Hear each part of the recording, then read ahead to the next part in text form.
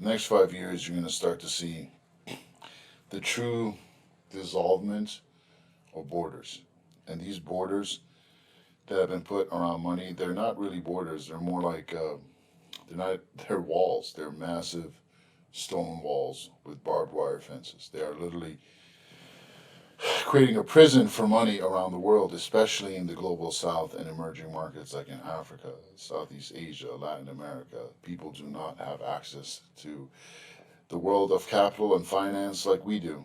In fact, you could call it not just financial segregation, but really a form of economic apartheid. And you're going to see that all dissolve in the next 5 to 10 years. And the result of that is going to be increased free trade. And what does free trade do? It creates wealth. So you're going to see an explosion of a completely new generation of millionaires and billionaires, culminating with probably the first trillionaire. And I would dare to say that it would come, that person, he or she, would come out of Africa. It sounds like a very bold statement, right? That people that have been at the bottom of the third world could rise up so fast, so far, so quickly, but it's already happening. We've seen foreshadowings of this by what's happened in Nigeria, where the youth of a nation have built their own alternative financial system with no help from anyone, even with their own government trying to throw them in jail. They still managed to do this, and they are leading Bitcoin adoption around the world, and that happened in less than 6 years. It's an absolute miracle. And I think in the next 5 to 10 years, we're going to see that happen on a Pan African and global scale, and the entire global South will follow the examples of the peoples, the youth of Nigeria and Africa, and we're going to see an explosion of wealth and dissolvement of borders, financial borders.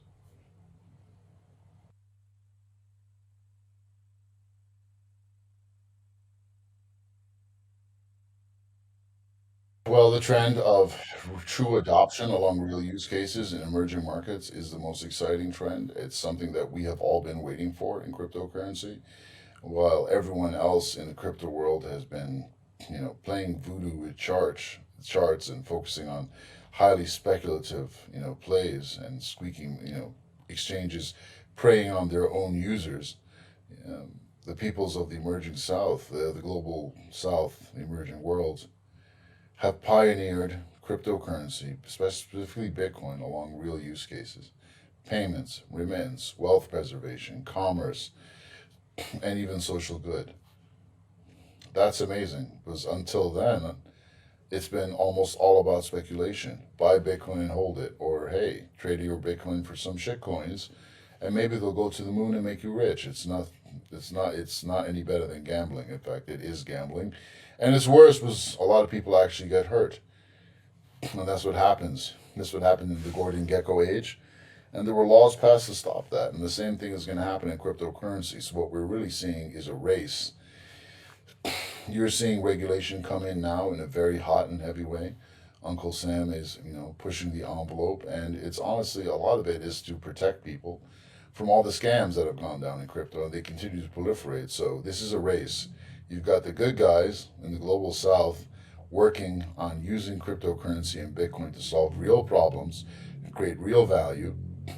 And you've got all these guys playing these games with fake money and using cryptocurrency as a speculative asset class to wreck people with and enrich themselves. And then you have regulation coming in, looking at the former speculative use cases with a very heavy brown frown, as they should be. So it's a race between the good guys and the bad guys to create value and stay ahead of things. I'm confident the good guys will win it, but again, I would send a message and shoot a flare up to everyone who's listening. Come and help the good guys out. You'll be on the right side of history.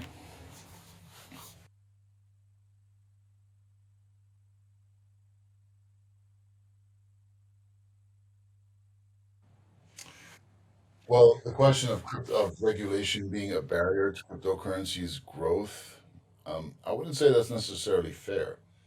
I think regulation certainly has a place, and considering places like Africa where so much damage has been done by scams, and I don't mean Africans scamming people, I mean Africans getting scammed by people from the outside, whether it's OneCoin or some new Ponzi scheme. People lose money in these things. So Uh, Regulation, I don't see it as a necessary evil. I see it as something that is just par for the course. Whenever you deal with money, there naturally needs to be regulation. A lot of it is safety. So, as far as us making sure that the regulation that is passed is actually innovation friendly and not stopping required services and products from being built, that is an ongoing battle. And a lot of it is about education. So we have to educate the regulators and we have to educate the people. When we educate the people, it's about staying away from the scams. Don't buy into the shitcoins, stick to Bitcoin, core assets, and secure your account. Super basic stuff, but we're still in a very early place, so it makes perfect sense. And it's the same thing with regulators. They need to understand that cryptocurrency is not about money laundering and terrorist financing. It's about real people using cryptocurrency to give them access to the financial markets of the world, just like everyone deserves to. It's a human right.